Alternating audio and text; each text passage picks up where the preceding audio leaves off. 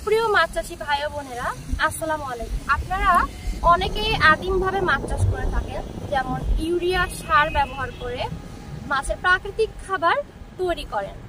এই ক্ষেত্রে কিন্তু আপনারা নিজেরাও জানেন না যে পুকুরের এই ইউরিয়া সারের ব্যবহারের ফলে অনেক ধরনের সমস্যা তৈরি হয়। যেমন আপনার পুকুরের গ্যাসের পরিমাণটা বেড়ে যাবে, অ্যামোনিয়ার পরিমাণটা, আবার আপনার মাছের দৈহিক বৃদ্ধিতে এটা বাধা দিবে।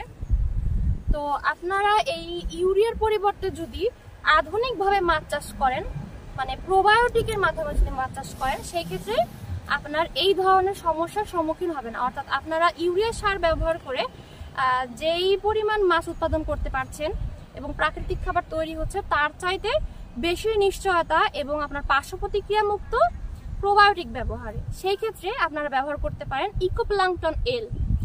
এই প্রোবায়োটিকটা আপনার পানির পিএইচ তাপমাত্রা ঠিক রাখবে, অক্সিজেন লেভেলটা ঠিক রাখবে, মাছের দ্রুত বৃদ্ধিতে এটা সহায়ক ভূমিকা পালন করে এবং পর্যাপ্ত পরিমাণে প্রাকৃতিক খাবার তৈরি করে, অর্থাৎ আপনার 40% খাবার সাশ্রয় করে। তো সুপ্রিয় মাছ চাষী ভাইরা এবং বোনেরা, আপনারা এই প্রোডাক্ট সম্পর্কে আরো ভালোভাবে জানতে অবশ্যই আমাদের ডিসক্রিপশন দেওয়া নম্বরে যোগাযোগ করুন।